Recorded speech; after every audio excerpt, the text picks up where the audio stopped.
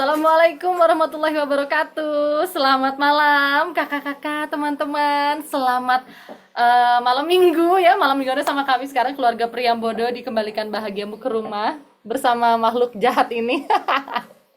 Halo semuanya.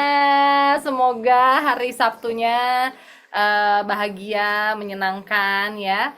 Dan insya Allah malam ini adalah chapter keempat sekaligus chapter terakhir di season pertama Kembalikan Bahagiamu ke Rumah. Nah, ini bulunya di mana-mana ya si Bori, bener-bener deh.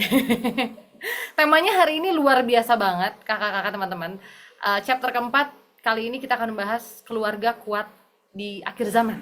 Ya, wah, menjadi keluarga kuat di akhir zaman. Bagaimana caranya menjadi keluarga kuat menjadi keluarga kuat di akhir zaman? Nah, ini dia nih. Mau cerita dikit boleh ya? Mau cerita dikit boleh. Tapi sebelum aku cerita sedikit, seperti biasa, karena kita tentunya mengharapkan ridho Allah di kelas kita malam ini, di pertemuan kita malam ini ya. Kita mulai dulu dengan basmalah semua bersama-sama. Yuk, bismillahirrahmanirrahim. Nah, akhir zaman. Ini baru banget beberapa hari yang lalu aku chattingan nih sama temenku yang berada atau tinggalnya tuh di luar kota jauh di Kalimantan. Nah, dia baru cerita bahwa dia tuh nge-delete ya atau menghapus, deactivate itu salah satu akun sosial medianya. Itu akun X-nya. Kalau sekarang namanya X ya. Dulu namanya Twitter ya kan. Twitter. Terus aku nanya kenapa kok di-delete? Sedangkan yang namanya Twitter itu kalau buat aku pribadi tuh sumber informasinya lumayan paling cepet di Twitter dan macam-macam dan banyak gitu ya. Terus dia bilang ya karena informasi yang terlalu simpang siur hilir mudik gitu ya, itu membuat dia stres gitu. Jadi dia merasa kesehatan dia jadi tidak baik-baik saja, kesehatan mentalnya maupun jadi akhirnya ngaruh ke kesehatan fisiknya gitu. Oh, aku jadi menyadari benar juga ya. Terkadang kalau kita tidak bisa memfilter sosial media atau teknologi yang ada zaman sekarang ini jadi kayak pisau bermata dua ya. Satu, dia memang berguna nih buat kita, tapi dia juga bisa menyesatkan. Aduh, jangan sampai deh tersesat mulu ya, jangan dong. Aduh, ya supaya kita nggak tersesat ya, bareng-bareng kita bergandengan tangan menuju arah yang benar. Insya Allah kita belajar bareng-bareng, sharing bareng-bareng, as always seperti biasa bersama Papi Dimas dan Mami Eza malam hari ini di chapter terakhir dari season pertama Kembalikan Bahagiamu ke Rumah. Anyway, season 1 kan hari ini berakhir ya. Kemudian selanjutnya apa dong? Season 2, season 3 sampai dengan season 100 mungkin? Amin ya. Season 2-nya insya Allah akan dihadirkan ya. Akan kami hadirkan insya Allah di bulan November. Tanggalnya nanti aja deh di reveal-nya ya. Season 2-nya nanti aja tanggalnya di reveal. Pokoknya di bulan November, awal bulan November. Sedangkan season 3-nya akan ada di bulan Desember. Please banget, aku pengen banget bergandengan tangan sama kakak-kakak dan teman-teman yang ada di sini terus melalui season 1, 2, dan 3 ya. Jadi ketemu nanti di sana season 2, season 3. Di mana sih informasinya bisa didapatkan? Jangan lupa follow Instagramnya adik-adik iparku tercinta, Papi Dimas dan Mami Eza, @dimasadista dan juga @eza_dirwan. Tapi nanti di grup juga pasti di-share di grup WhatsApp ya. Oke. Semua sudah siap. Hari ini nggak ada worksheet, nggak ada LKS yang harus dikerjakan ya. Jadi mungkin bisa lebih santai, bisa sambil ngopi gitu ya. Ajak pasangannya untuk ikutan kelas ini juga biar sama-sama dapat terupdate ilmunya seperti apa. Oke, nggak sabar seperti apa, langsung aja kita kita sambut. Papi Dimas, Mami Eza, silakan.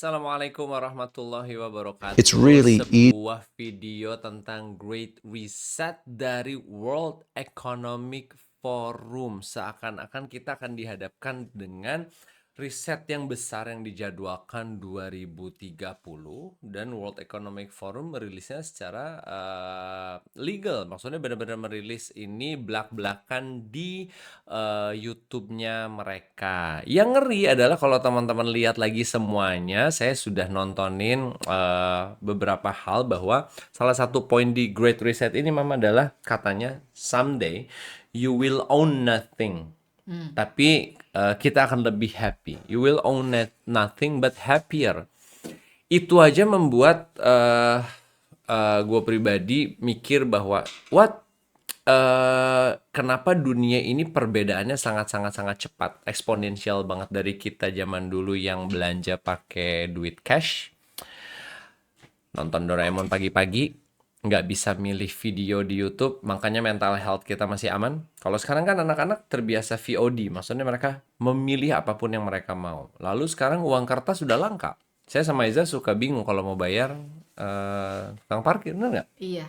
Coba di cash kamu, kayaknya di dompet juga kebanyakan real, Dan itu sisa, nggak seberapa juga. dan nggak seberapa juga real-realnya kecil-kecil. Jadi ketika ngomongin cash itu ya nggak banyak. Sekarang sudah digit. Gimana kalau misalnya ternyata benar-benar the great reset, benar-benar reset, semua uang di bank kita dihilangkan? Wah, Kita kembali ke kembalikan bahagiamu ke rumah, part terakhir, yaitu chapter terakhir. Ada yang tahu gambar belakangnya gambar apa? Potongan dari apa? Biasanya yang yang apa? tahu tulis di chat ya. Ini apa sih, gambar ini diambil dari apa? Aduh Langsung Kak ya Kak Ines Ines, langsung ya, banget Illuminati. bener. Gambarnya Ini ada. ada loh beneran. Coba Mm-mm. ada yang tahu nggak ini diambil dari apa? Ini tuh potongan, bukan maksudnya bener-bener potongan dari benda beneran. Nah, potongan dari benda beneran. Tuh udah ada yang jawab lagi, dolar katanya uang dolar. Yes, coba kita lihat sekarang $1 bill yang dari dulu tidak pernah berubah desainnya. Seakan-akan kalau memang kita peka sama semuanya bahwa ada sesuatu ya. Ada sesuatu di sana. So, di part terakhir ini kita akan ngobrolin tentang realita akhir zaman dan kenapa sih kita sebagai keluarga nggak bisa gini-gini aja. Kenapa kita sebagai keluarga harus bertumbuh. Start dari ngebahas hustle culture lagi sedikit. Ini adalah masyarakat di luar sana yang mau nggak mau dan benar banget kita hadapin sekarang. Sebelum mulai kita bismillah dulu. Alhamdulillah wassalatu wassalamu ala asrafil anbiya wal mursalin wa ala alihi wa sahbihi ajmain. Amma ba'd. Jadi di dalam hustle culture Ya, kita udah belajar beberapa kali kemarin di pertemuan sebelum-sebelumnya bahwa ada 5 pilar dari hustle culture itu, yaitu materialism, consumerism, individualism, capitalism, dan fear of death ya. Dan betul ini sudah kita alami dan kita rasakan betul adanya, dan ini yang membuat kita menjadi stres. Stres kenapa? Karena harus mengikuti ini semua gitu. Nah, harus benar-benar kayak di ini ya, apa namanya, dijalanin gitu. Karena kan ini kan benar-benar masyarakat umum ya. yang membuat kita benar-benar kayak apa ya? Kalau jadi manusia bener kayaknya salah, tapi kalau ngikutin tambah salah. Bener nggak? Coba-coba kalau kita mau ikut masyarakat sekarang, nggak ngikutin kayaknya salah, tapi kalau diikutin tambah lelah. Flexingnya, apalagi Mam? Ya itu tuh tadi kan, Sosmed? salah satunya itu kemudahan-kemudahan yang diberikan. Sebenarnya di Ya. akhirnya bahwa kemudahan ini justru akan merugikan kita ujung-ujungnya kalau kita tidak punya modal dasar untuk bertahan di Ya. kehidupan akhir zaman, which is keimanan Ya. ya kalau kita orang Islam gitu. Ya. Jadi contohnya seperti misalnya consumerism. Consumerism itu balik lagi ya memanfaatkan kepuasan manusia yang bias kemarin. Jadi Hmm. manusia itu memang punya hawa nafsu yang Mm-mm. tidak bisa dipuaskan. Ibaratnya nggak ada tuh batas kepuasan manusia tuh nggak ada. Kalau kita mau ikutin terus hawa nafsu kita, itu nggak ada mentoknya. Ibaratnya ya, Hmm. kalau kita Ya. ikutin terus hawa nafsu kita, itu nggak ada mentoknya.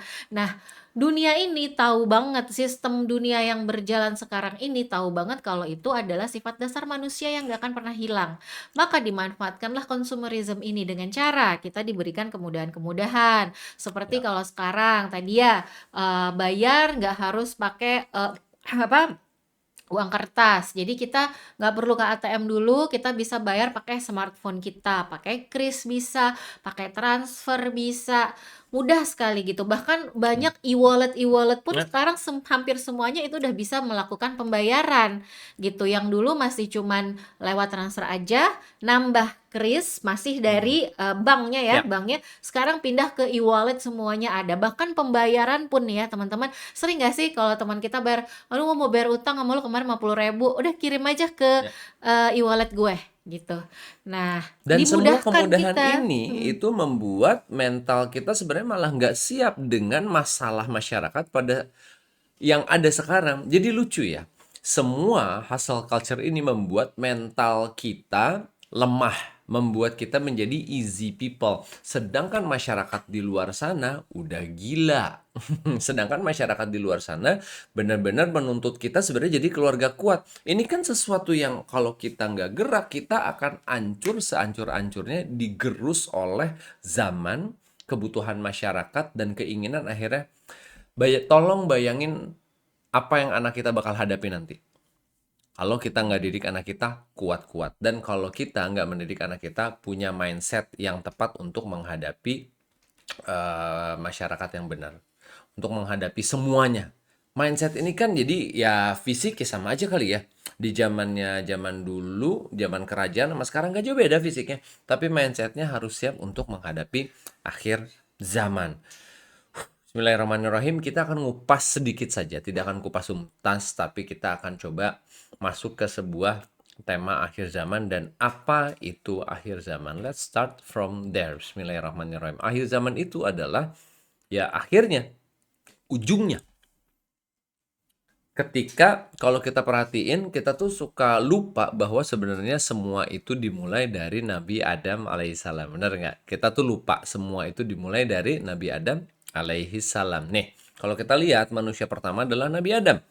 Ribuan tahun, bahkan di atas 9.000 tahun, sampailah kepada eranya Rasul Sallallahu Alaihi Wasallam.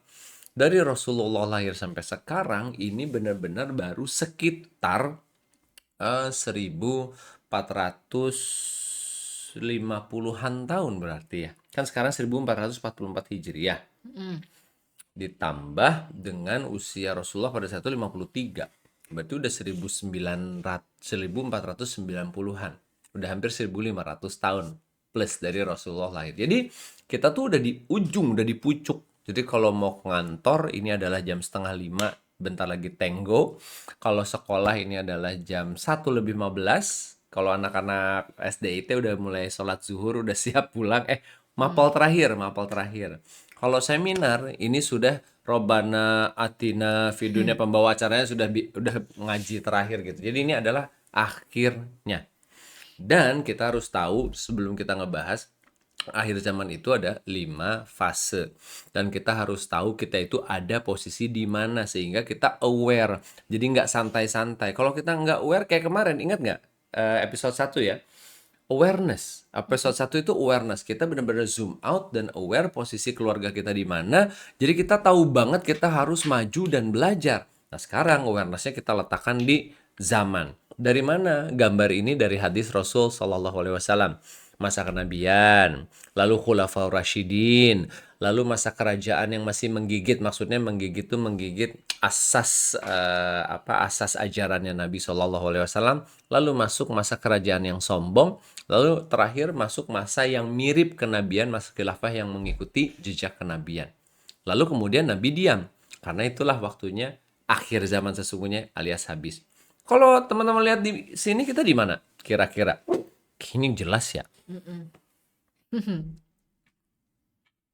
Boleh aja ditulis di chat. Coba ditulis di chat ya. Bisa tebak nggak sih kira-kira kita sekarang ada posisinya di sebelah mana nih? Di zaman apa? Zaman Nabi Muhammad, zaman Khulafaur Rasyidin, zaman Umayyah Abbasiyah, Utsmaniyah. Which is Utsmaniyah itu baru selesainya 1924 ya. Nah, zaman modern atau zaman Imam Al-Mahdi? Coba kita lihat ya, kita masuk ke Wikipedia. Paling gampang kan anak sekarang mah cari-carinya Wikipedia. Kita langsung masuk ke Wikipedianya apa? Langsung masuk ke Wikipedianya Ottoman Empire ceritanya. Kalau di kita tuh Ottoman Empire itu adalah Kekhalifahan Utsmani gitu ya. Lalu kalau kita lihat Ottoman Empire, kita lihat kapan sih Ottoman Empire berakhir? Coba lihat tahunnya kita lihat. Tuh, 3 Sorry. Maret. Caliphate abolished. Coba kita lihat ya. The Ottoman Caliphate, the world's last widely recognized caliphate, was abolished on 3 Maret 1924. Sehingga kalau kita ngomong berakhirnya Ottoman Empire adalah 1924. Nih kita zoom lagi. Ini ngambilnya dari wiki benar-benar. 3 Maret 1924. Berarti fase kerajaan itu baru berakhir 1924. Lucu ya. Jadi kita tuh baru-baru banget masuk zaman modern. Jadi kita baru 100 tahun dari kehilangannya zaman Umayyah, kerajaan Abbasiyah, kerajaan Utsmaniyah. Nih, kok Dim ngomongin sejarah kayaknya berputar di sejarah keislaman? Iya.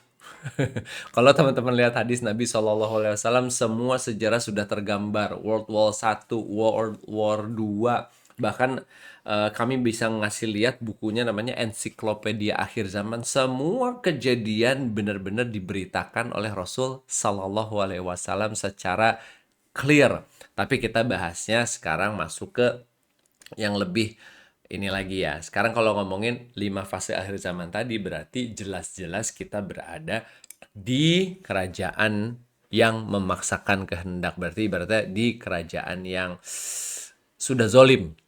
Disebutnya mulkan Jabrian alias kerajaan-kerajaan yang zolim.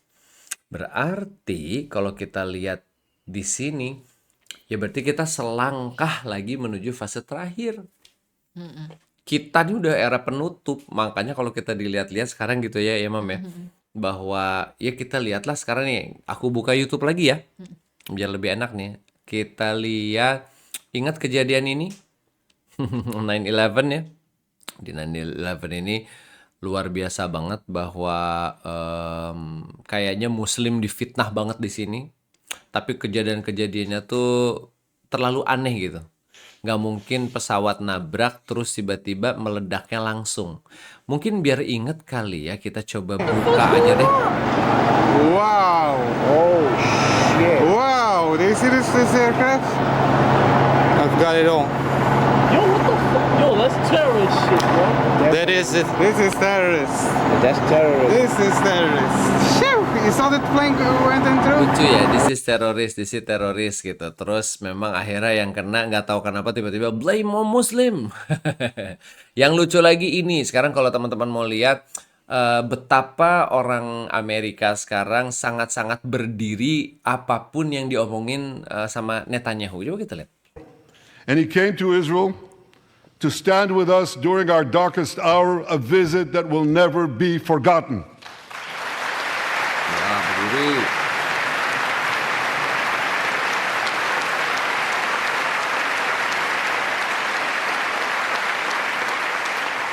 President Biden and I have known each other for over 40 years.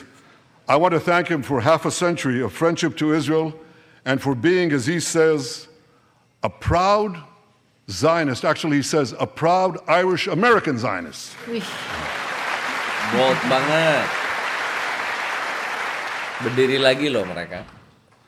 My friends, for more than 9 months, Israel's soldiers have shown boundless courage. With us today,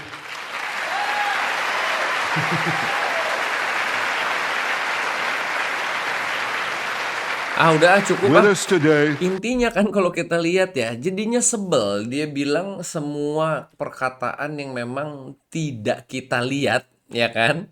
Semua pernyataan dia semuanya berbanding terbalik, dan ini adalah konsep basic yang mendasari fitnah akhir zaman di fase keempat ini.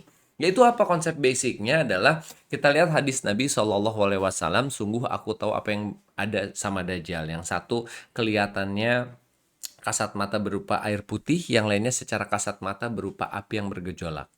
Jika ada yang menjumpainya, hendaklah mendatangi surga yang ia lihat berupa api. Coba deh, aku kasih waktu teman-teman untuk baca hal ini. Coba lihat. Lihat baik-baik. Coba. Resapi. Iya. Apa sih maknanya, ini agak aneh loh. Yang satu berupa air putih gitu ya. Terus yang satu lagi berupa api yang bergejolak gitu. Nah, ini tapi kalau ketemu hendaklah kalian datangi surga yang ia lihat berupa api. Coba kalau Mami melihatnya ini kan maksudnya pertama kali lihat hadis ini juga kayak ini maksudnya apa? Kenapa kita harus datengin yang apinya? Benar Iya, nggak? kalau aku ngelihatnya bahwa ketika Dajjal itu datang atau ketika keburukan itu datang, dia akan menawarkan sesuatu yang indah-indah, Hmm. akan menawarkan hal yang baik untuk kita terlihatnya, Hmm. hal-hal yang menguntungkan kita terlihatnya. Nah, tetapi sebenarnya jika kita memilih yang secara kasat mata itu indah, ternyata itu adalah keburukan sebenarnya. Gitu.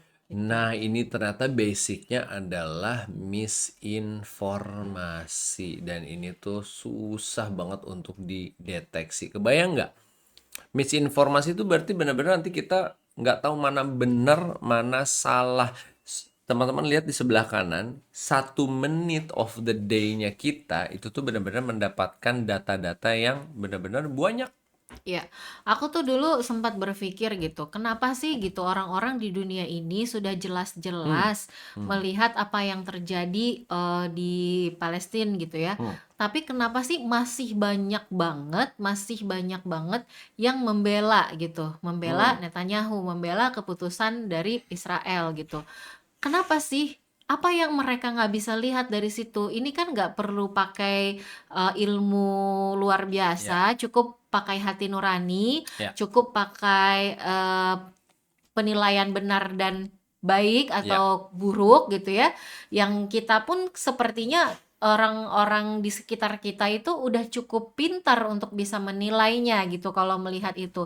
Tapi kenapa di seluruh dunia kalau teman-teman lihat gitu ya di postingan dan perhatikan komennya, itu yang mendukung tuh banyak banget. Aku sampai bingung ini apa yang salah? Otaknya kah gitu, tapi kayaknya ini mudah untuk dipahami gitu. Ternyata kembali lagi gitu ke dalam Al-Quran bahwa jika hatinya sudah keras, Allah akan tutup mata, telinga, dan semuanya gitu. Hatinya keras seperti batu, bahkan lebih keras daripada batu gitu. Jadi ini nggak ada urusan sama kepintaran lagi, nggak ada urusan sama akal lagi, Ya. tapi benar-benar ketika hati kita tertutup, ketika kita tidak punya keimanan gitu, kita tidak punya referensi yang terbenar, yang paling benar, maka mata kuping kita akan ditutup dengan kebenaran.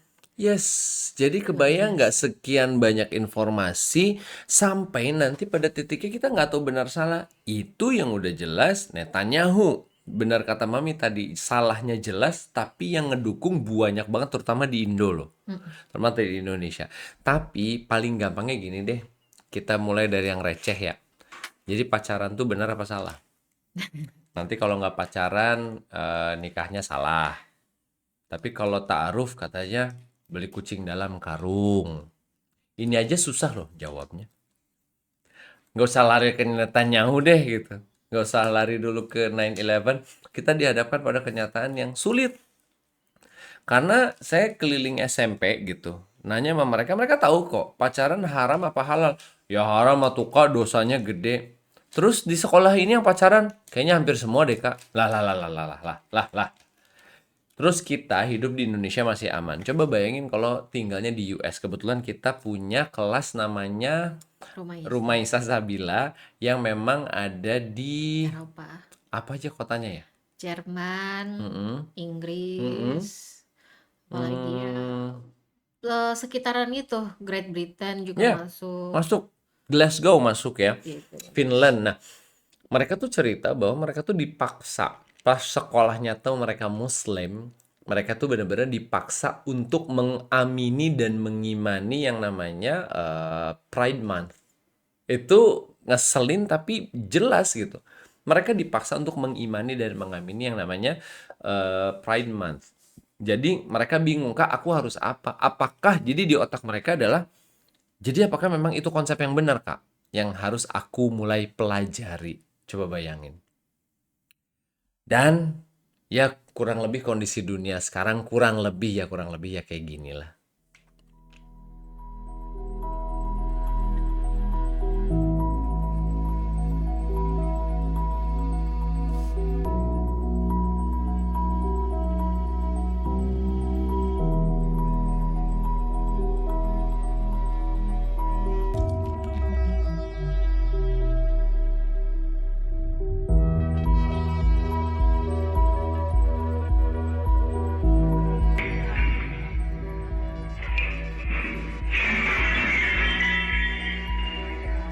Jarang sih. Nggak pernah. 4 sampai 3 In kali. the case of 18-month-old Hazel, Nick, you are not.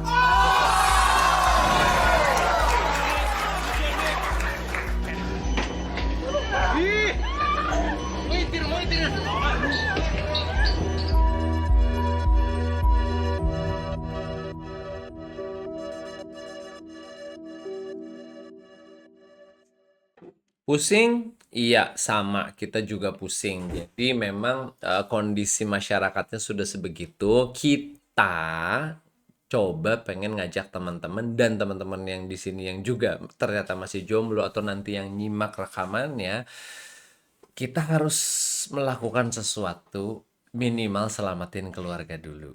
Makanya kelas tentang family improvement ini dibikin gak cuma 1 season karena panjang sekali. Oke, sebelum masuk ke level keluarga kuat, kita akan lagi-lagi assessment supaya nanti teman-teman paham banget posisinya harus kemana dan harus menanjak kemana. Kita nafas dulu 1 menit, teman-teman silahkan bernafas terlebih dahulu.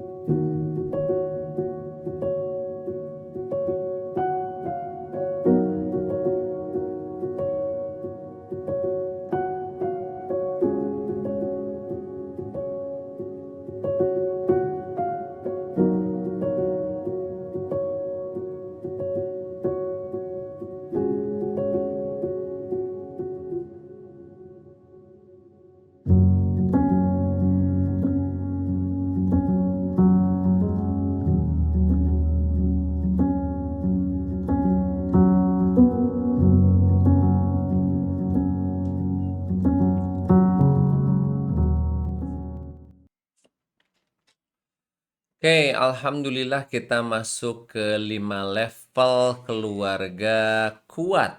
Nah, kita pengen lihat untuk menghadapi level terakhir dan untuk menghadapi level Dajjal ketika nanti turun. Nanti teman-teman boleh kok tanya jawab memang perihalnya tentang Dajjal, Ya'juj Ma'juj, tanda akhir zaman.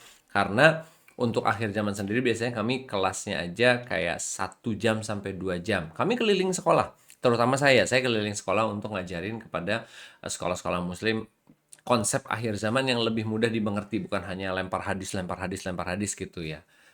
Nah, yang pertama adalah level 1 adalah unconsciously unanticipated. Jadi benar-benar udah nggak sadar, itu udah gitu nggak siap. Nah, inilah yang kemakan sama fitnah akhir zaman. Terutama contohnya nih ya, kalau bapak-bapak paling gampang level 5 ini adalah bapak-bapak yang berpikiran bahwa bapak-bapak itu tugasnya cuman cari nafkah saja untuk keluarga. Ini aja udah kemakan. Jadi untuk bapak-bapak yang ngerasa tugasnya cuma cari nafkah saja untuk keluarga dan tidak memperhatikan, ini adalah level 5. Nah, misalnya ibu-ibu beda lagi, karena ibu-ibu tuh juga iblis menyerang ibunya dulu pertama baru bapaknya. Mungkin kalau ibu-ibu level 5 ini contohnya adalah Ya, kalau misalnya ini kan sebenarnya unconsciously unanticipated. Jadi bener-bener yang nggak sadar aja. ya Nah, nggak sadar, nggak aware nggak banget, aware secara nggak sadar gitu. Ngerti nggak sih? Nggak aware secara nggak nggak sadar. sadar. Jadi dia merasa kehidupannya baik-baik Iya, aja, hanya di betul. dalam rumah aja. Jadi maksudku gini, sebagai perempuan gitu ya, kita itu nggak cuman di rumah aja loh sebenarnya. Iya di rumah, tapi ilmu pengetahuan kita, wawasan kita itu nggak tertutup oleh rumah gitu Nggak di seharusnya. rumah aja. Nggak di Iya, rumah iya, aja. benar-benar Jadi benar. maksudnya wawasan kita itu bisa keluar kemana-mana loh. Apalagi balik lagi sekarang kan udah zaman modern, semua udah dibikin mudah. Kita bisa belajar dari rumah, kita bisa menambah ilmu dari rumah, kita juga bisa update informasi dari rumah gitu. Seandainya kita sebagai orang tua, sebagai ibu itu urusannya nggak cuma dapur kasur doang gitu ya, tapi kita juga update dengan apa-apa yang terjadi di luar kayak tadi tuh kita bisa lihat kayak gini, pastinya kita akan kemudian bisa menyadari bahwa, ada sesuatu yang nggak benar nih ternyata di dunia.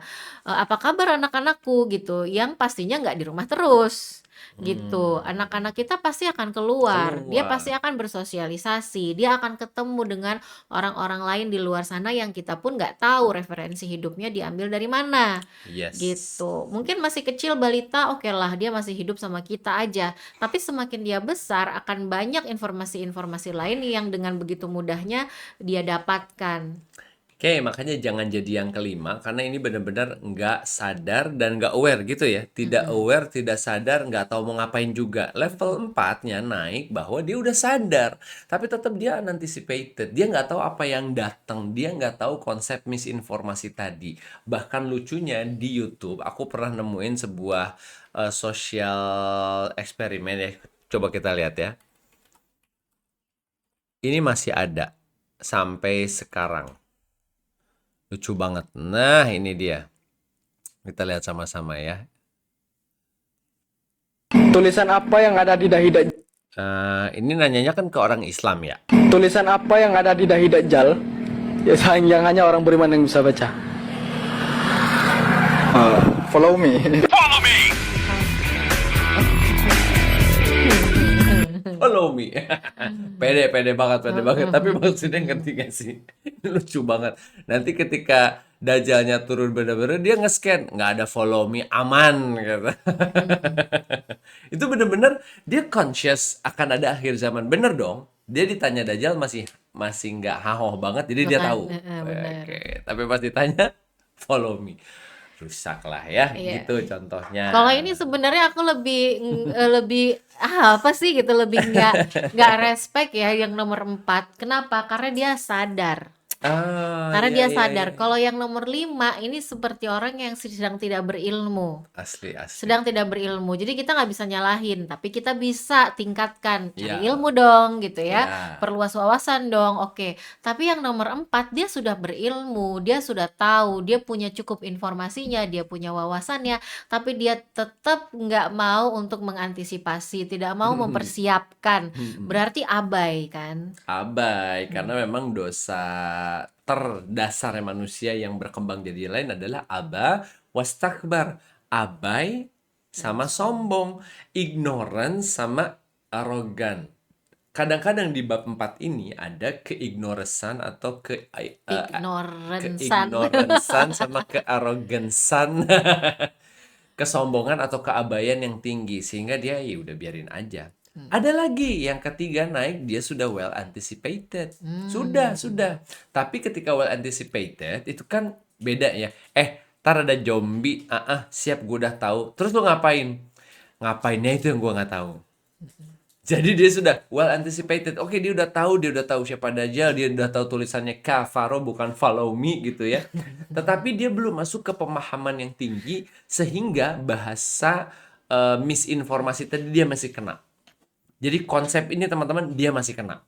Kalau cuma well anticipated. Karena konsep ini kan coba teman-teman lihat deh sekali lagi. Dajjal bawa 2 sungai, yang satu lagi kayaknya benar, yang satu lagi kayaknya salah. Tapi kata Nabi, masuklah ke yang kelihatannya salah. Gimana? Nge-lag dulu. Ya contohnya ngambil gampangnya adalah pacaran sama ta'aruf. Ta'aruf tuh susah. Susah banget. Yang kedua, antara makan banyak gula-gula atau puasa dan olahraga, mana yang benar? Karena yang capek yang harusnya diambil. Saya waktu itu pernah lihat juga ada 2 perempuan gitu yang selalu minum Coke. Coke Girl, soda pop ini kayak pasti muncul. Karena dia nggak dikasih tahu sama keluarganya. Ini contoh, ini kan sebuah misinformasi yang tadi sih antara 4 dan 3 ya. Kita lihat lagi 4 dan 3. Ya, coba kita lihat sama-sama. Mereka bener-bener kena banget misinformasi, udah gitu pelakunya ibunya lagi. You drink water during the day? No water at all? Okay. All right. And then what are you drinking during the day? Sodies. Sodies. Sody pops. Okay. And how much do you think you drink a day? 8 to 12 a day. 8, 12 cans? Mm-hmm. Okay. And it's regular soda? No, it's Dad. It's diet. Okay. Our mom told us when we were younger, if we ate a sugar, you drink a Diet Coke afterwards and it'll cancel out the sugar. Okay. Do you believe it to be true? Yeah. I did when I was a kid. Sure. Okay. Tapi pindahnya pas muka aku lagi Ya, aku gitu sengaja banget gitu, ya. kayak, Jadi kayak what gitu. Tapi kan ini kejadian ya, Mam. Bener ya, maksudnya dari segala sisi loh. Kita ngomong apa aja sok. Kesehatan, dari sisi keuangan, mental health, itu kita kena semua. Makanya kata si siapa yang psikolog yang pertama itu, kita tuh nggak tahu mau ngapain, kata dia. Kita selalu salah memperlakukan manusia, sejauh ini kita salah, dan itu disebutkan sama psikolog barat. Coba bayangin. Jadi kita selalu salah katanya. Happiness Laurie Santos. Boleh ya kita ingetin lagi ya, karena ini adalah sesuatu yang menurut aku lebih ke mental health. Kalau tadi udah kesehatan benar, secara politik kita ngelihat tadi Israel Palestina. Ini masalah mental health, sesuatu yang didewa-dewakan di akhir zaman. Apa? Happiness. Coba kita lihat kata Laurie Santos tentang happiness itself. Kita aja katanya kita tuh salah semuanya. Kita lihat cuma kira-kira ya 2 menit pertama ya untuk melengkapi bahasan tadi yang posisi ketiga. Kita akan naik ke 2 dan ke 1. Bismillah. You might assume that we are creatures that are built to be happy. But the sad thing is that we're really not wired for happiness. Natural selection honestly doesn't care how we feel. It really just wants us to survive and reproduce. And that doesn't necessarily involve being happier. People are less happy than they ever have been. In the United States, around 40% of college students report being too depressed to function most days. We see the same kind of thing in older individuals. We're doing something wrong. We have all these misconceptions when it comes to the simple things we could all be doing to feel better. I'm Laurie Santos. I'm a professor of psychology at Yale University and host of the Happiness Lab podcast. I study the science of happiness. Itu aja menurut aku tuh ya yang Mami Eza kemarin bilang tuh. Iya, kebahagiaan itu nggak turun dari langit, tapi harus diusahakan ya. Jadi dalam sisi happiness aja yang memang kita dewa-dewakan di akhir zaman ini, we have to be happy, we supposed to be, dan kita harus balik lagi bahagia, karena makanya bahagia ini menjadi bahan bicara kita di awal. Padahal sebenarnya 3 season ini bukan tentang bahagia. Bahagia ini is a trap aja buat teman-teman supaya benar-benar pengen kembalikan bahagianya ke rumah. Padahal yang dihadapi itu luar biasa.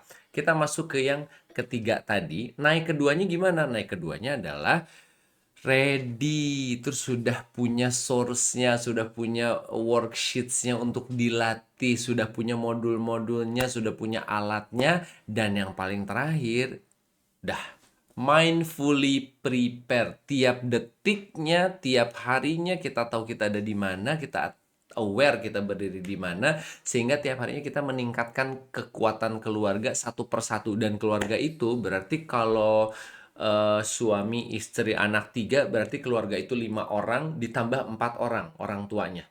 Berarti 9 orang. Kebayang nggak? Mindfully prepare untuk 9 orang. Sang ayah tahu banget sebagai kepala sekolah harus menyiapkan 8 orang sisanya. Sang ibu harus menyiapkan 8 orang lagi sisanya. Mindfully prepare. Saya bahas sedikit tentang tafsir wal asri Ustadz Noman Alikan. Ustadz Noman Alikan itu bilang innal insana lafi khusr. Semua manusia itu rugi bandar, rugi parah. Apa kata beliau?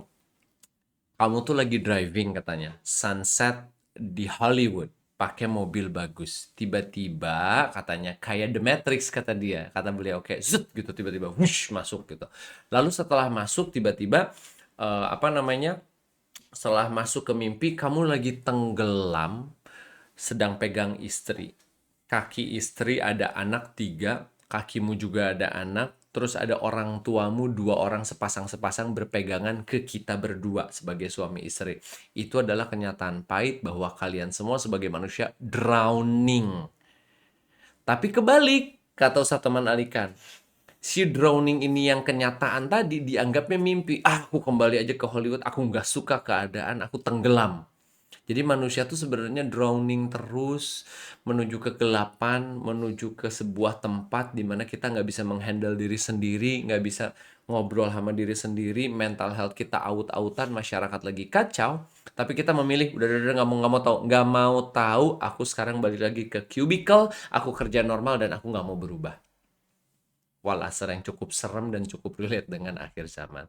So, kekuatan dan ketahanan keluarga ini adalah proses yang perlu diusahakan terus-menerus dan berulang-ulang. Ini kita bahas terakhir lagi bahwa ada kriterianya. Abis ini kita coba ngobrol-ngobrol sedikit, boleh ya? Nih, keluarga kuat di akhir zaman. Yang pasti kesehatannya kuat, mental, fisik, emosional, spiritualnya kuat. Jadi dewasa ya. Dewasa secara mental, secara fisik, secara emosional. Kesehatan juga berarti fisiknya kuat untuk melakukan hal-hal baik, tidak terserang asam urat, tidak ada kolesterol, perutnya tidak buncit, itu kata para ulama nomor 1. Iya, karena kekuatan kesehatan itu yang membantu kita untuk beribadah. Balik lagi, kita bisa tahajud kalau pas bangun kakinya nggak pegel-pegel. Nah, berapa banyak tuh dari kita, ya mungkin teman-teman di sini ada yang pernah mengalami atau mungkin di keluarganya ketika bangun bukannya segar tapi lemes. Atau ketika bangun waktu menapakkan kaki ke lantai itu yang ada sakit, pegel gitu. Harusnya kalau kita udah bangun tidur seger kan. Nah, itu kan berarti dari kesehatan fisik gitu. Gimana kita mau tahajud 12 rakaat misalnya gitu ya, tapi kitanya sendiri tidak kuat secara fisik gitu, lemah gitu. Nah, lalu bagaimana kita bisa membersamai anak-anak kita yang mana mereka fitrahnya masih berlari-larian, mereka fitrahnya bermain di luar gitu. Tapi kita sebagai orang tua sudah nggak sanggup untuk melakukan itu. Ini nasihat untuk diri sendiri dan keluarga kami ya, karena kita pun sedang berusaha ini pelan-pelan gitu.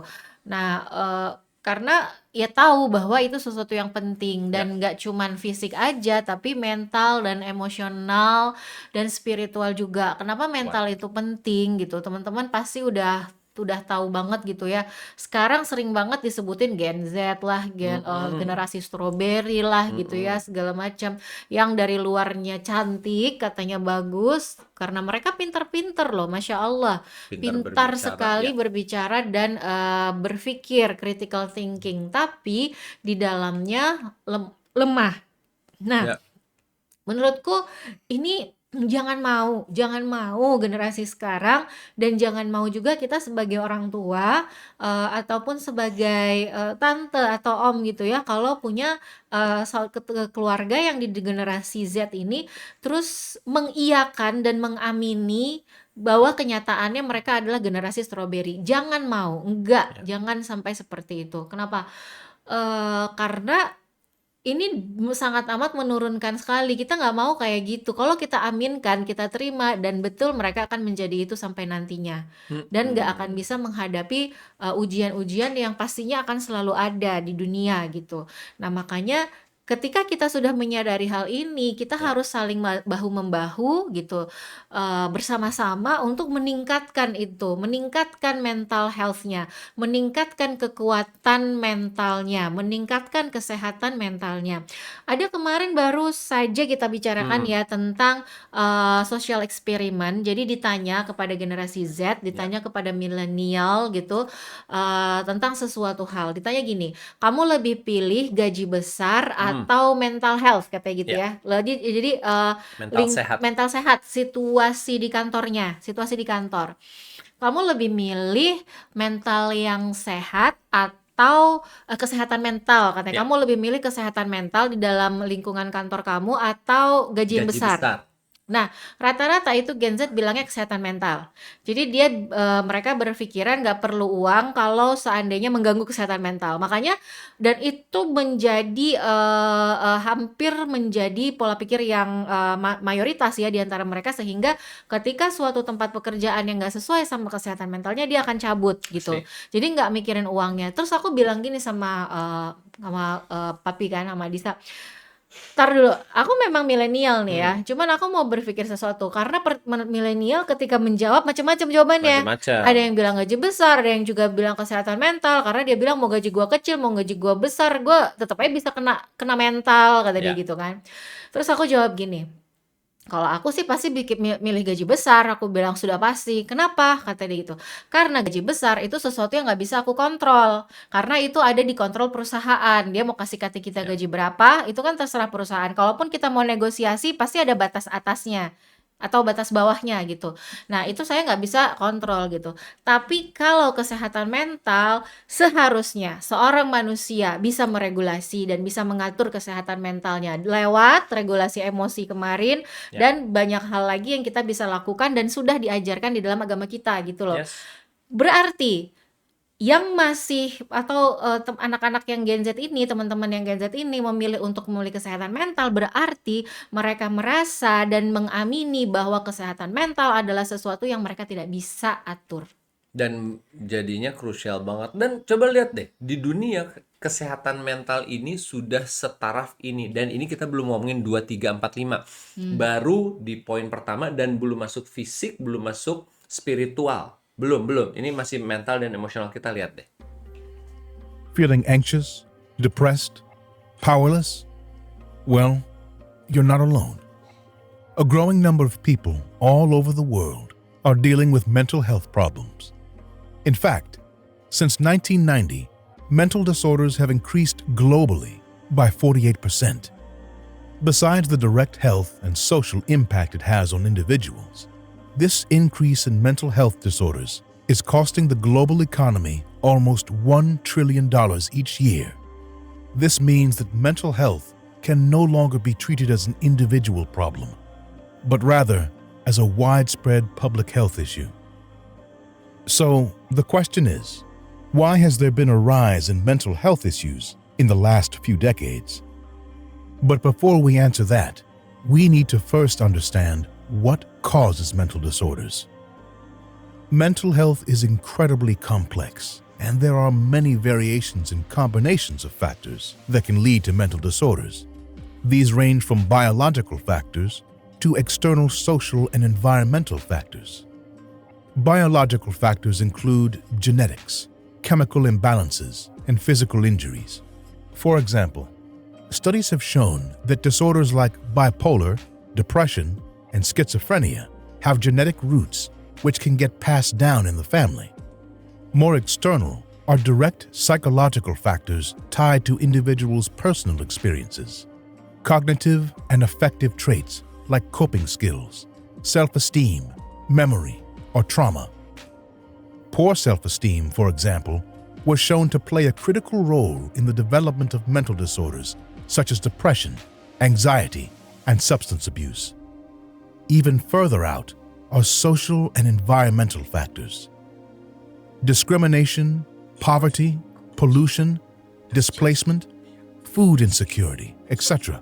can all have detrimental Sampai situ dulu deh. Itu kalau dibahas ternyata penyebab mental health itu turun terus orang tidak bisa bangkit, ya sebenarnya masyarakatnya juga, foodnya juga, terus mereka juga tidak workout secara physically, jadi makanya hancur. Dan secara spiritual ini adalah sesuatu yang paling penting. Kalau mereka tidak punya pegangan dan dudukan hidup di mana mereka menyembah siapa, akan kemana, mereka di sini ngapain, sebelum dari sini mereka kemana, dari mana mereka, untuk apa, mau kemana, mereka nggak bisa jawab pertanyaan tersebut.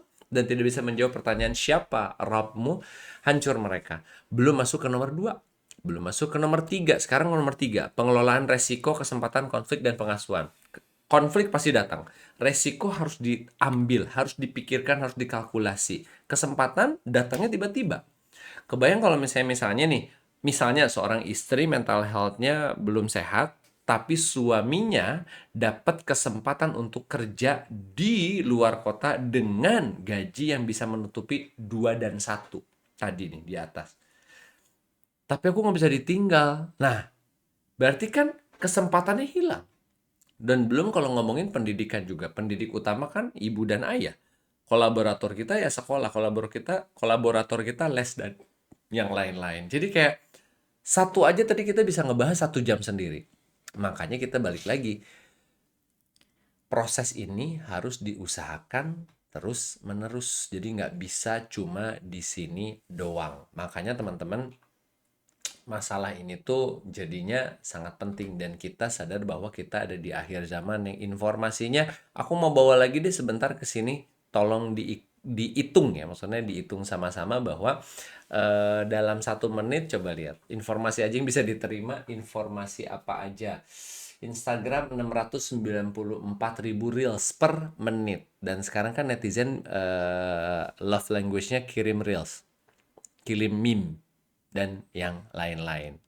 Misinformasinya luar biasa sekali. Teman-teman kalau misalnya lihat YouTube ya, lihat kolom paling kanan, new to you. Kalau teman-teman sering ngeklik gitu ya, new to you ini berarti kita akan nanya sama YouTube, hey YouTube, kasih aku sesuatu yang aku belum tahu. Dan ini jumlahnya ratusan ribu hal yang kamu belum tahu.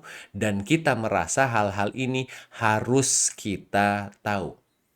Dan every second kita ngeklik new to you di YouTube, dia akan kasih informasinya, jutaan informasi baru lagi, seakan-akan ayo, kamu harus jadi orang yang tahu semuanya.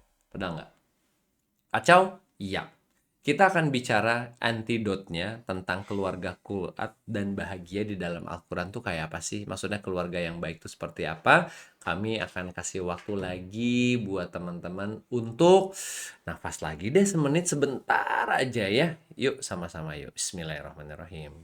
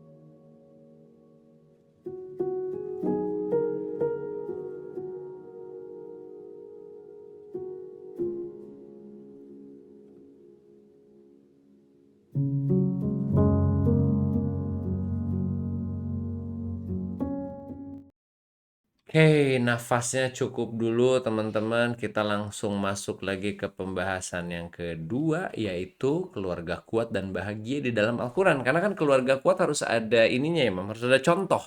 Ya, harus ada referensinya. Gua Apa harus yang kayak apa? apa yang menjadikan kita standar sesuatu itu untuk jadi keluarga kuat, harus ada contohnya, harus ada referensinya. Berarti referensinya sudah ada semua di dalam Al-Quran. Karena Al-Quran itu adalah petunjuk. Ya. Petunjuk untuk kita, pembeda mana yang baik dan mana yang buruk. Ya. Jadi ketika kita membuat keputusan, kita punya itu standarnya. Apa yang mendasari pilihan kita, apa yang mendasari keputusan kita, dan semuanya ada di dalam Al-Quran, karena Al-Quran itu adalah kalam Allah atau perkataannya Allah. Nah, disinilah kita baru tahu, karena kita bukan sumber kebenaran, tapi sumber kebenaran adalah Allah, maka ketika kita akan mengambil suatu pilihan dan keputusan, kita cari tahu sama yang sumber kebenaran. Ibaratnya kalau dokter atau mungkin lawyer ya, kalau mau mengambil putusan atau dia mau cari tahu dulu, dia buka kitabnya. Ada dong kitab kedokteran yang panjang itu segala macam. Nah, sama kita juga gitu. Ketika kita mau memutuskan, kita buka juga sumber kebenaran kita, yaitu Al-Quran. Dan kalau kita mau ngomongin masalah sedikit tadi, masalah mental health gitu ya, salah satu hal yang membuat keluarga kuat itu adalah sehat mentalnya. Nah, di dalam Islam kalau teman-teman pernah dengar gitu ya, ada yang namanya qalbu, ada yang namanya nafs, ada yang namanya akal gitu ya. Terus dan ini semua membentuk sebuah manusia, jasad gitu, badan, dan ini yang membentuk manusia menjadi manusia gitu. Nah, apa yang mendasari kenapa banyak sekali orang-orang yang sekarang ini terganggu mental health? Ini artinya bukan orang gila ya teman-teman, bukan ODGJ, tapi orang-orang yang terganggu mentalnya. Orang-orang yang mungkin tidak bisa mengambil keputusan untuk dirinya sendiri. Kenapa? Karena manusia seharusnya fitrahnya bisa mengambil keputusan untuk dirinya sendiri. Kalau ada orang yang nggak bisa ngambil keputusan untuk dirinya sendiri, dia hidup dengan ketidaktahuan, dia hidup dengan kehampaan dan segala macamnya, berarti ada yang salah dalam mentalnya. Nah, itu levelnya juga macam-macam. Ini awal mulanya kalau di dalam Islam dibilang adalah ketika apa yang dia lakukan tidak selaras dengan hati nuraninya. Ulang lagi, ketika yang dia lakukan tidak selaras dengan hati nuraninya, di situ akan terjadi goncangan jiwa. Jika hal ini diteruskan, berarti dia abai dengan apa yang ada di dalam hati nuraninya. Jika ini diteruskan, lambat laun akan merusak kejiwaannya. Nggak sesuai sama dunia hati nurani. Nggak sesuai sama hati nuraninya. Sekarang kita tanya nih ya, manusia itu fitrahnya adalah baik, fitrahnya adalah baik. Apalagi dan kita juga tahu bahwa ada satu daging di dalam tubuh manusia, which is yang namanya hati. Jika dia baik, akan semuanya akan menjadi baik. Nah, fitrahnya baik. Ketika kita hidup dikasih semua yang baik-baik, dia akan baik. Hati nurani kita baik, itu otomatis semua akan mengikuti kebaikan itu. Akalnya akan berpikir yang baik, jasadnya akan melakukan hal yang baik, hawa nafsunya akan terfilter sama hatinya tadi. Nah, tapi ketika dimasuki oleh hal-hal yang buruk, walaupun hati nuraninya berkata tidak gitu, ini sesuatu yang nggak baik loh gitu, tapi akal pikiran dan hawa nafsunya cukup kuat untuk mengabaikan itu dan kemudian melakukan hal-hal yang buruk. Di sini jiwanya tergoncang, lama-lama dia akan menjadi manusia yang tidak sesuai dengan fitrahnya. Ada sesuatu yang akan salah di situ. Misalnya gini, waktu kita kecil, teman-teman lihat deh anak kecil, terus lakukan social eksperimen, misalnya di depannya kita menyiksa orang gitu ya, pura-puranya atau apa, pasti komplain. Kenapa gitu? Kok gitu? Kok gini? Kok gitu? Apapun agamanya, tapi dia anak kecil. Pasti dia tidak melihat itu sebagai sebuah kebaikan. Kok disiksa? Kok ini? Apa salahnya? Dia soalnya mencuri, tapi kan jangan digituin. Pasti ada gitunya. Tapi ketika hal itu diabaikan nanti dan dilakukan, ini lama-lama tergoncang dan lama-lama dia akan tidak bisa lagi melihat mana yang salah, mana yang benar. Karena si filternya tadi, si hatinya tadi dia tutupi, lama-lama akhirnya nggak tahu mana yang baik, mana yang buruk. Buktinya sih sebenarnya di aku ya, waktu dulu aku masuk ke sebuah kantor gitu, aku sih nyaman-nyaman aja, berasa bahwa kantor itu memenuhi mimpi aku sebagai arranger pada waktu zaman dulu, tenang-tenang aja. Tetapi ada bukti ketika tahun-tahun terakhir aku merasa di situ sudah nggak cocok. Ngerti nggak? Cuma butuh kayak 4 tahun ketika aku dapat informasi atau ilmu baru tentang Al-Quran, tentang Allah, tentang akhirat, maka kantor yang tadinya menjadi cita-citaku dari dulu dan berhasil masuk ke situ menjadi sebuah tempat yang paling tidak nyaman. Nah, ini juga di keluarga seperti itu. Fitrahnya harusnya paling nyaman di dalam keluarga, tetapi kenapa banyak keluarga yang tidak nyaman di dalam rumah?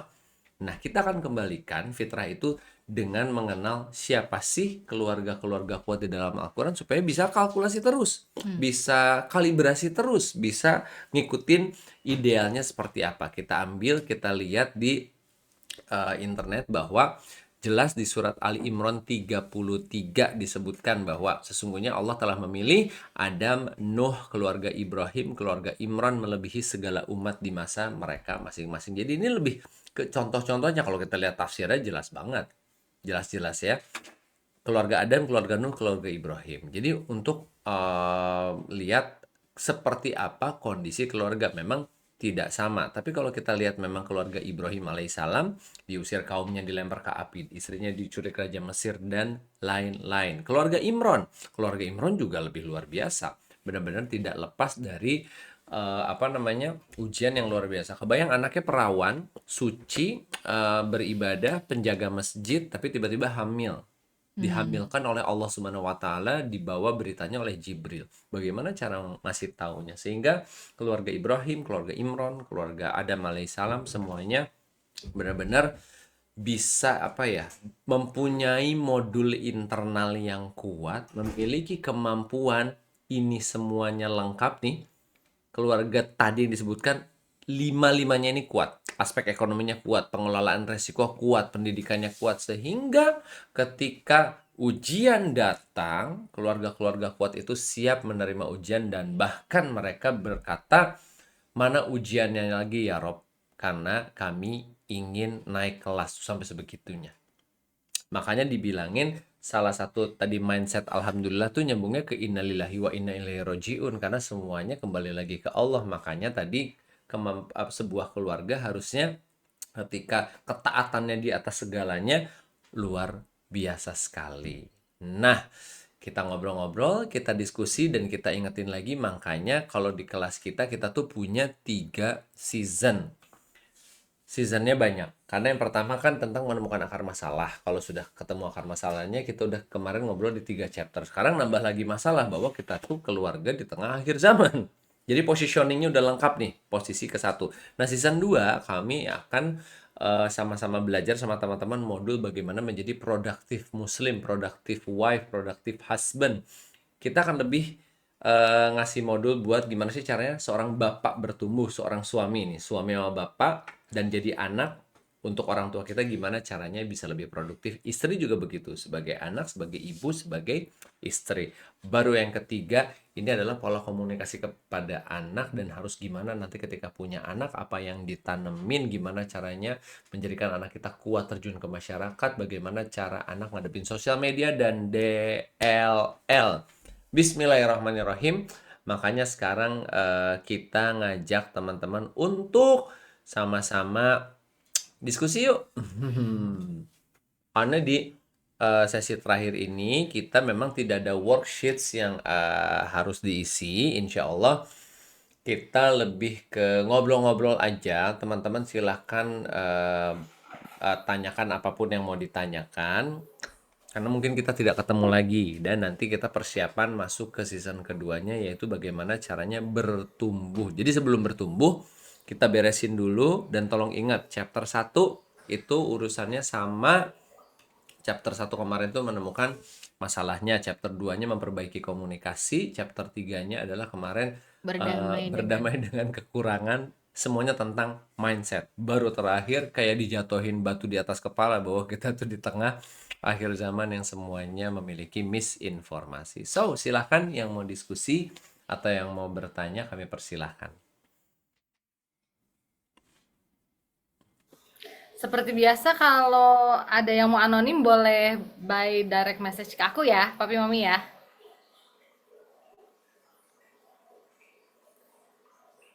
Pap, Mam? Boleh dong, Oh boleh iya dong. iya. Oke. Iya, ada. Oh, pamit duluan, Mas. Oh, baik, Kak Adina Nur Hidayatri. Terima kasih sudah gabung. Nah, untuk yang masih ada di sini, kakak-kakak, kalau ada pertanyaan, nggak cuma tentang tema hari ini aja, chapter 4, tapi boleh ya kita recap dari yang chapter pertama, chapter kedua, ketiga kemarin. Kalau ada pertanyaan yang belum sempat ditanyakan atau baru kepikiran. Karena selesai kelas nih, selesai chapter, pas mau tidur baru kepikiran. Kok gue jadi kepikiran ini ya? Itu boleh ditanyain sekarang. Kalau mau anonim, kalau nggak mau namanya disebutkan, silakan ke direct message aku. Tapi kalau mau jadi bahan diskusi di grup juga silakan ditaruh di grup chat. ya. Seru. Sambil nunggu pertanyaan kita pengen bahas dikit deh Pap Mam. Boleh dong. Soal season 2 sama season 3 ya. Tadi season 2 aku sempat kasih sedikit bocoran bulannya di bulan November. Boleh kali tanggalnya ya biar udah bisa prepare dari sekarang. Siapa tahu kan pada sibuk Boleh. nih. Jadi udah bisa dikosongin jadwalnya. Boleh. Coba Papi Mami, kira-kira season kedua itu November tanggal berapa? Tanggalnya itu adalah di tanggal 4, 8, 11, dan 15 November ya. Insya Allah. Oke. Insya Allah di tanggal 4, tanggal 8, 11, dan 15 November ya. Oke, kemudian pendaftarannya dibukanya kapan nih kakak? Nanti kita akan share ya di grup, Update juga di grup ya. juga akan ada di Instagram. Jadi cek Oke. terus Instagramnya untuk update pendaftarannya. Boleh. Oke. Kemudian itu untuk season 2 ya. Untuk season 3 kita punya ancer-ancer apa sih bahasa Indonesianya? Ancang-ancang ya. Ancar-ancar apa tuh? Gambaran season 3 di bulan Desember, tapi tanggalnya masih rahasia ya. Jadi season 2 dulu aja kita lewatin. Season 1 aja nih kayaknya abis selesai malam ini nih, aku sih curiganya di grup nanti ada nih yang pengen nanya. Boleh ya, nggak apa-apa Papi Mami ya kalau pengen di grup pengen nanya, baru Boleh. kepikiran gitu, boleh ya. Karena lupa nih tadi di kelas lupa ditanyain, di grup boleh silakan ditanyain biar jadi bahan diskusi bareng juga gitu ya. Apapun itu terkait dengan season 1 kita menemukan akar masalah dan positioning gitu ya. Karena memang kalau diingat-ingat kan itu juga udah dikasih ya apa namanya rekaman acaranya udah dikasih. Jadi Udah. kalau ditonton lagi terus udah dipikir-pikir, oh iya ya gue masih nggak ngerti bagian ini, silahkan ditanyakan. Mumpung Papi Maminya masih ada di grup. Lo emang mau cabut mau kemana dari ya? grup? Janganlah. Oke, ini ada satu DM ke aku Papi Mami. Assalamualaikum, waalaikumsalam. Mau bertanya, gimana nih sikap kita sebaiknya terhadap orang tua jika orang tua kita hanya mengejar duniawi saja? Apa kita sebaiknya mengajari mereka atau cukup mendoakan saja? Wow, ini menarik Mbak. Jempol buat kakak yang nanya. Cus, langsung Papi Mami gas. Asli menarik banget. Bagaimana kalau Asli. mengejar dunia? Aku coba balik lagi ya, karena kan kita tuh ngobrolin tentang mindset. Maka aku akan coba meluruskan sedikit mindset mencari dunia sambil bagaimana dengan beradab kita nanti mungkin memberitahu atau mencontohkan. Nih, sebuah doa yang teman-teman pasti ingat banget, Robbana atina fid dunya hasanah wa fil akhirati hasanah. Jadi ada sebuah konsep yaitu dinamakannya konsepnya sekuler. Nah, sekuler ini bukan hanya baru-baru ini kok aku dengerin kasetnya Ustadz Zainuddin MZ tahun berapa Waktu kita kecil. Tahun berapa? 80-an. Iya, 80-an. 80-90. Ustadz Zainuddin MZ pernah ngomong kenceng banget begini. Jangan ikut-ikutan sekuler, memisahkan semuanya seakan-akan agama itu cuma ada di dalam pangsujudan gitu ya kalau orang Sunda atau di atas Quran. Padahal ketika kita lagi ngerjain Google Sheets, ngerjain Excel kita, lagi bikin laporan, lagi nyusuin anak, lagi perjalanan pulang, itu adalah semua rangkaian ibadah yang semuanya urusannya akhirat. Jadi mencari dunia ini mesti agak di kalibrasi lagi perkataannya. Jadi seakan-akan kalau lagi cari uang adalah mencari dunia, lagi sholat mencari akhirat. Enggak. Nabi Sulaiman adalah nabi terkaya yang kekayaannya luar biasa. Utsman bin Affan adalah sahabat Nabi yang meninggalkan warisan untuk istrinya 1,4 triliun per istri. Nabi Muhammad SAW mahar nikahnya 20 unta merah, satunya 55 juta, berarti maharnya sekitar 1,5 miliar, dibayarnya per termin tapi nggak lama. Lalu Rasul SAW sekali dagang pulang keuntungannya kurang lebih 3-5 miliar yang dibawa. Jadi mencari uang itu bukan mencari dunia, tapi adalah alat menuju akhirat. Akhirat yang mana tapi ada surga, ada neraka. Itu dia. Jadi ini Mungkin secara cepat ya, aku tadi Ya. coba kalibrasi. Kalau tentang misalnya ekonomi. pertanyaannya ditambah jadinya oke, berarti mencari uang itu bukan suatu hal yang salah sebetulnya. Tapi kalau jadi meninggalkan kewajiban kita sebagai umat muslim, let's say jadi Eta, lupa sholat. bener, ini Nah, kalau enak kayak gitu nih. gimana ngasih taunya? Apalagi ini orang tua sendiri, Bo, ya kan? Gimana? Betul. Nah, Kalau kuat kemarin ya kan? kita bahas tentang hustle culture versus barokah culture, ini masuk ke dalam situ ya. Ketika kita sama-sama mencari uang, tetapi yang letak perbedaannya adalah di niat. Ya, dan di niat dan impact, intention dan impact.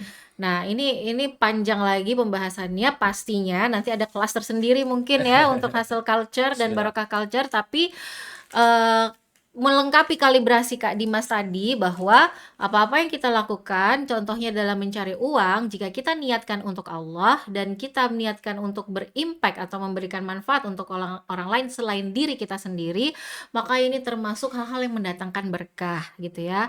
Nah, berarti halnya baik. Oke, kita masuk ke pertanyaan, gimana kalau mencari dunianya gitu ya, mencari uangnya tapi meninggalkan kewajiban-kewajibannya sebagai seorang muslim. Berarti di sini ada yang salah nih gitu ya. Berarti ada yang salah. Bagaimana kita sebagai anak? Yang pertama, pastinya mendoakan.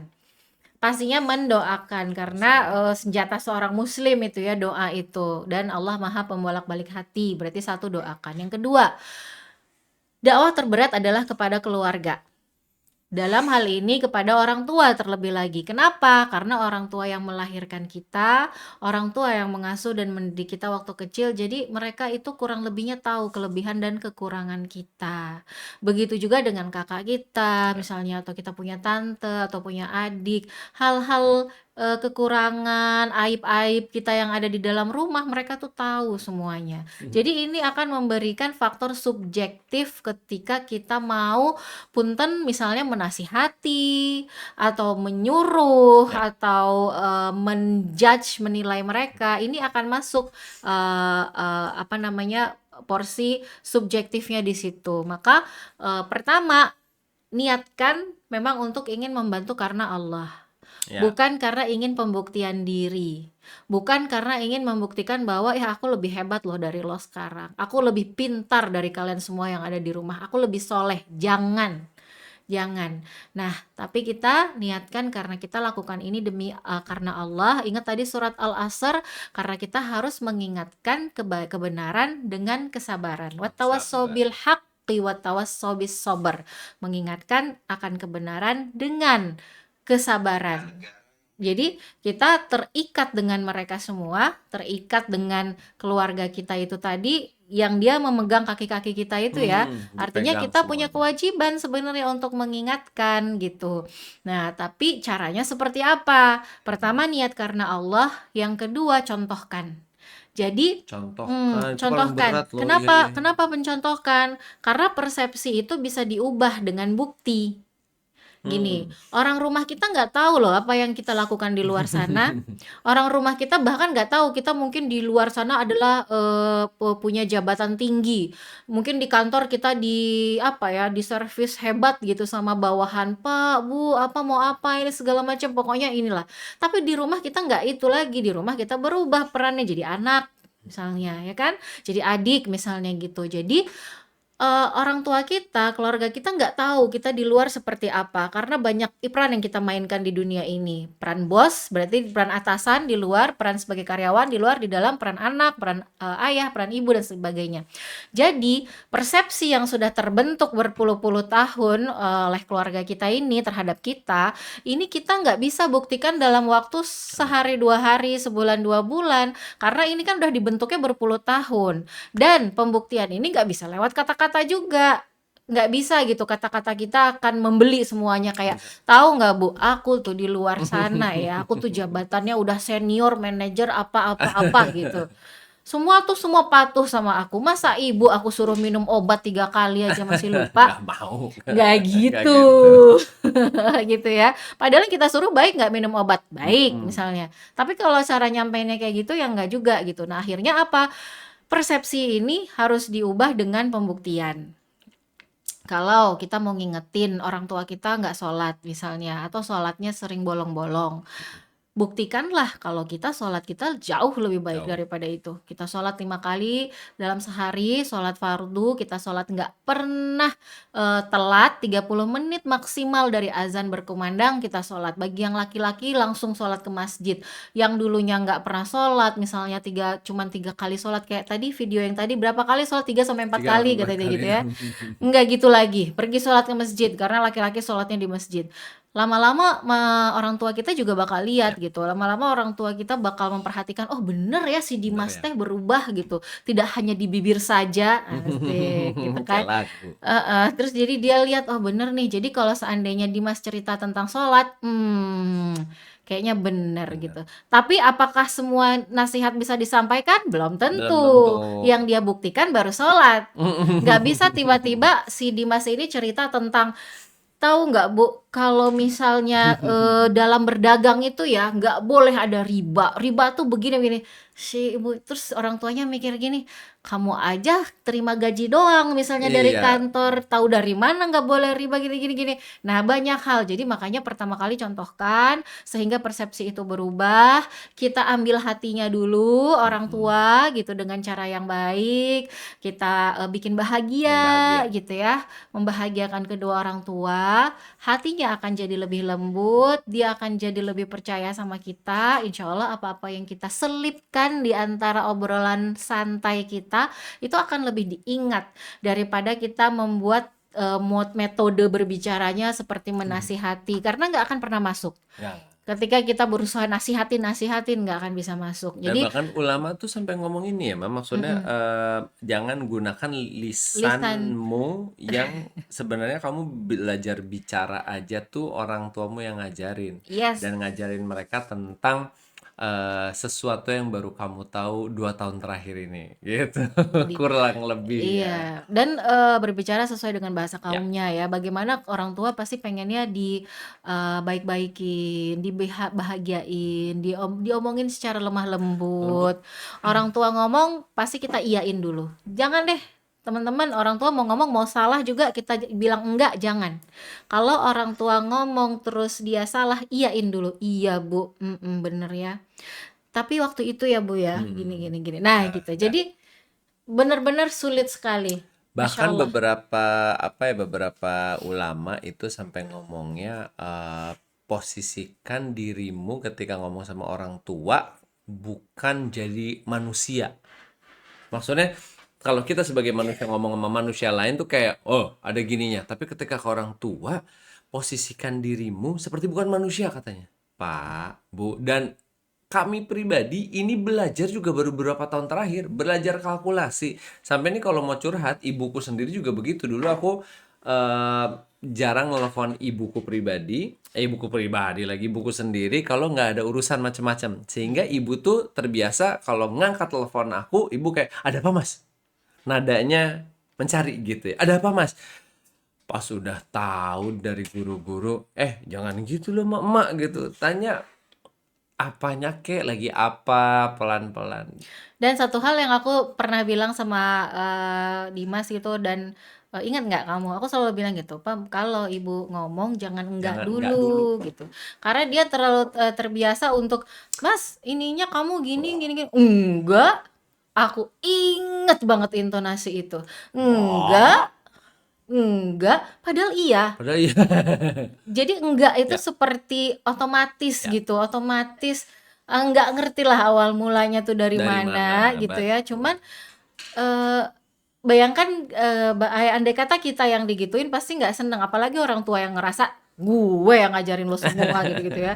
Pasti omong langsung enggak. Jadi pelan-pelan Jadi pelan-pelan, ya jadi intinya dengerin ya. dulu gitu, dengerin dulu ngomong apa sih. Karena ketika kita balik lagi nih ke pembicaraan bab 2, self defense, belum apa-apa udah self defense, akhirnya apa-apa yang keluar setelah itu susah diterima. Gitu. Jadi ya jadi ini usikum wa ya nafsi bitaqwallah ya teman-teman semua. Kita pun sedang berbicara di sini justru mengingatkan diri sendiri. Justru, asli. Mengingatkan diri sendiri karena Kalau aku ada satu cerita, yang sebenarnya ini bukan untuk menyombongkan diri, tapi memang, betul adanya terjadi karena posisinya aku sama orang tuaku jauh, udah, dari, tahun 99 tuh nggak tinggal satu rumah, otomatis susah untuk membuktikan diri karena susah dilihat, nggak bisa kelihatan gitu, nggak bisa kelihatan, susah. Nah, untuk hal-hal lain ya sudahlah gitu ya, kita juga tidak perlu membuktikan diri, kehebatan kita di luar sana kepada orang tua, nggak perlu, orang tua nggak perlu itu kok. Dia hanya perlu kita menjadi anak yang mencintai dan menyayangi mereka dengan lemah lembut. Nah, ada satu hal yang, karena dengan kesibukan aku yang sekarang gitu, kita yang sekarang, kita punya program-program dan, salah satunya kalau aku kan fokusnya di Quran, salah satunya ya. Jadi aku charging atau, baca Quran itu setiap hari jam 3 pagi dan itu tiap hari, nggak ada liburnya. Ya adalah 1-2 hari ketika sedang tidak bertugas gitu nggak hadir, tapi jam 3 pagi tiap hari programnya. Lalu aku juga ngajar, Quran online Zoom berarti dan ngajar Qurannya itu, habis subuh. Jadi habis subuh tuh ngajar. Papaku itu tipe yang bangunnya pagi, kadang dia jam 3 udah bangun. Nah, dia morning person banget, dia udah bangun. Dia udah beres-beres, udah apa gitu ya. Papaku, nggak bisa baca Quran dulunya. Jadi memang tidak bisa membaca, terbata-bata banget gitu. Nah, lalu, kan dulu beliau tidak mengetahui bagaimana kehidupan seorang Eza dari semenjak dia SMA sampai dia menikah, sampai sekarang dia nggak tahu kehidupannya gimana karena kita nggak tinggal serumah. Nah, tapi dia lihat mungkin ketika dia ada di sini, ketika dia sedang bertanya, "Mami lagi apa?" gitu ke anak-anak, "Oh, lagi ngajar." Terus atau enggak lagi pas waktu datang dia lihat, kok jam 3 pagi udah buka Zoom terus ngaji, dan itu terjadi setiap hari. Pas sudah habis subuh, ngajar lagi gitu-gitu. Ini apa ini? Sesuatu yang aneh ini gitu. Tapi dilihat terus, dan tanpa aku juga menyuruh untuk, "Pak, belajar Quran atau apa enggak." Tapi tiba-tiba dia laporan gini, "Papa sekarang lagi ikut grup sama teman-teman," katanya. "Grup apa?" "Grup ngaji, 1 juz 2 minggu. 1 juz 2 minggu." Itu isinya kakek-kakek semuanya. Itu Lucu. isinya kakek-kakek semuanya, 1 juz bacanya 2 minggu, which is itu pelan banget, pasti pelan banget. Karena 1 juz itu cuman 10 lembar, tapi mereka menghabiskan waktu 2 minggu. It's okay, ada usaha. Terus, wah, Masya Allah, bagus-bagus. Terus nggak lama kemudian dia tanya, apa, aplikasi untuk baca Al-Quran dari handphone? Karena, "Papa kalau kemana-mana nggak mungkin bawa Al-Quran." Aku kasih, oh dia mau tahu, kayak baca, supaya dia bisa dengerin yang ada murotalnya gitu kan. Nah, lucunya, aku tinggal serumah sama abang kandungku yang sama juga tidak bisa ngaji. Nah, dia lihat dong aku tiap hari ngaji gitu ya, dia lihat aku juga ngajar ngaji gitu. Tapi dia nggak pernah nanya sama aku minta ajarin ngaji atau nggak pernah, wah kayaknya nggak pernah tanya-tanya. Singkat cerita, suatu hari aku tahu bahwa dia menanyakan ke papaku, "Pa, aplikasi Al-Quran apa yang Eza kasih tahu ke papa?" Nggak nanya langsung. Gak nanya langsung. Tapi ngerti nggak? Ketika aku tahu itu, wah, aku tuh kayak berasa suatu pencapaian gitu loh. Kayak, wah, ngasih tahu kakak tuh susah loh gitu ya. Apalagi gue bukan orang yang tipenya dekat gitu ngobrol-ngobrol hal-hal nggak penting sama kakak tuh nggak gitu. Tapi ketika dia nanya, "Pak, aplikasi apa yang dikasih tahu Eza untuk baca Al-Quran ini?" Terus dia belajar itu. Hah, itu yang wow kan. Ya itulah maksudnya, dan itu kan nggak terjadi cepet ya, lama. Cuman, maksudku mungkin itu bisa melengkapi visual dan mungkin, Soalnya kami kadang-kadang juga penggambarannya. ini ya, apa, ngasih taunya karena based on kami kan bukan dari keluarga baik-baik aja juga gitu ya, sehingga proses perubahan kami bertiga ini yang ada di layar ya, asli dimodulkan. Jadi bismillah, kasih contoh, nanti insya Allah Allah yang ngerubah. Iya. Amin. Semangat buat Semangat. kakak yang tadi bertanya di DM. Atau mungkin bisa pakai cara-cara lucu, pasti kan ada grup WhatsApp keluarga ya. Mungkin kalau waktunya sholat nanti kakaknya selfie gitu ya. Sodul guys gitu kan, bisa. Ya bisa pakai, nggak usah terlalu dibawa menjadi suatu hal yang serius banget, malah Betul, jadi betul. ujung-ujungnya berantem, bisa dibawa bercanda atau santai, lemah lembut. Yang Oh penting iya, maksudnya baik. sempat kemarin itu ada yang ngerasanya gini, Pai. Dim, kalau nggak cepet-cepet diingetin nanti bahaya loh, terutama misalnya urusannya sama sholat. Tapi lagi-lagi ini yang mesti kita ingat, perubahan itu adalah ranahnya Allah. Hmm. Ya nggak sih? Jadi kita cuma bisa melakukan apa yang bisa kita lakukan dan Part berharap kita, iya. Allah yang ngerubah. Iya. Jadi kayak ya bukan nggak urgent, Iya. tapi itu orang tua gitu Dan jangan loh.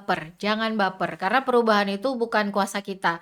Misalnya nih, oh aku udah ngingetin, no, tetap aja gini. Ya kan emang tugasnya cuma ngingetin doang. Ingetin ya. Perubahan itu ranahnya Allah gitu. Betul. Kayak kita berdoa. Gitu. Betul, jangan berhenti, jangan putus doanya, karena doa anak yang soleh insya Allah menembus atap. Katanya tuh begitu Benar, ya. benar. 3 perkara, bahkan ketika orang tua sebenarnya nggak tahu yang mana duluan, kita dulu atau orang tua dulu ya, cuman karena aku kebetulan dari tinggal ibu dari zaman SMA, dan itu selalu diingatkan seluruh oleh orang tua, oleh ayahku, karena sisa tinggal ayah, dan seluruh keluargaku selalu mengingatkan jangan berhenti berdoa dan perkuat ibadah, karena salah satu dari 3 perkara yang masih mengalir ya ke yang sudah tidak ada itu adalah doa anak yang soleh, apalagi masih hidup. Wah, insya Allah lancar kayak jalan tol. Satset. Oke, apakah masih ada pertanyaan yang mungkin mau ditanyakan di chapter terakhir nih? Chapter terakhir di season pertama ya, ada season kedua dan season ketiga yang menanti di ambang nanti November dan Desember, insya Allah kita bertemu lagi ya. Sebentar, oke, ini tadi yang by direct message sudah tidak ada. Kalau di grup chat juga sepertinya juga sudah tidak ada. Kalau memang sudah tidak ada, mungkin di chapter penutup ini, di penghujung ini, Papi Mami boleh dikasih kata-kata mutiara-nya, closing statement mungkin, atau apa untuk kakak-kakak yang ada di sini. Ada satu tuh kapaya dari Kak Ines. Oh, ada Kak, mana, wait, Di kelewat. DM atau di chat. Oh, chat, oke. Di chapter 1 kan ada reason kenapa masalah tidak terselesaikan. Iya, salah satunya karena menyembunyikan masalah. Apakah ini termasuk white lie? Pernah dengar ada yang sengaja bohong supaya nggak makin parah. Iya, baru tadi aku lihat di mana ya, di Instagram gitu ya, white lie. Sebenarnya kalau kan kita bicara boundaries ya kakak-kakak sekalian, maksudnya kita tuh bergerak berdasarkan boundaries. Soalnya kalau kita nggak punya boundaries, gerakan kita sporadis, malah kita yang jadi perusak gitu, perusak muka bumi gitu ya. Gampangnya sih seperti itu. Nah, boundariesnya tuh ternyata ada di dalam Islam tentang white lies. Apa aja yang boleh dilakukan. Yang paling jelas adalah ketika 2 orang lagi berantem. Misalnya Eza sama Faya berantem. Saya boleh melakukan white lies dan dibolehkan dalam agama. Faya, dicari Eza. Mami, tuh ditanya sama si Faya. Ah, masa? Orang dia malah si Faya juga. Enggak, itu dicariin. Terus kadang-kadang bisa sampai ngasih apa namanya? Oleh-oleh kayak kemarin Pak siapa namanya? Udah lupa supirnya ya. Pak Iksan ya. Lupa ya. Tuh.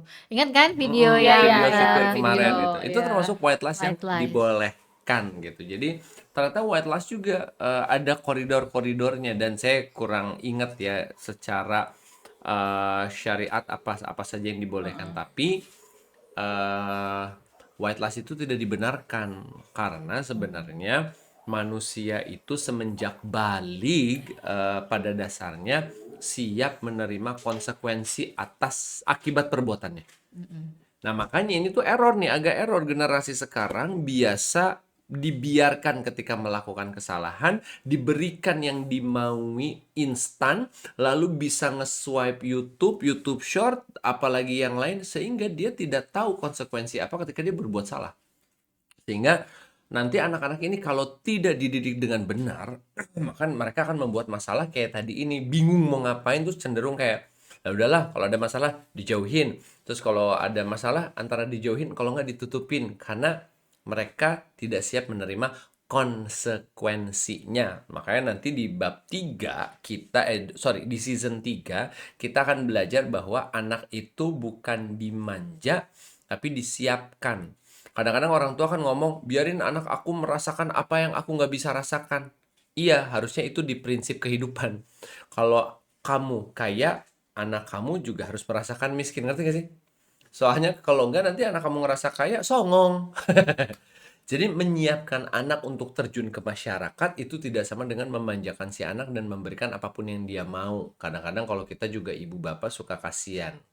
Nah, ini efeknya Kak ke white lies tadi, gitu. Jadi beberapa orang kecenderungan akhirnya berbohong supaya mengubur masalah atau mendelay masalah, karena masalah tuh nggak bisa dijauhin, nggak bisa dihindarin, cuma bisa didelay atau dikubur-kubur aja. Meledak mah meledak ntar.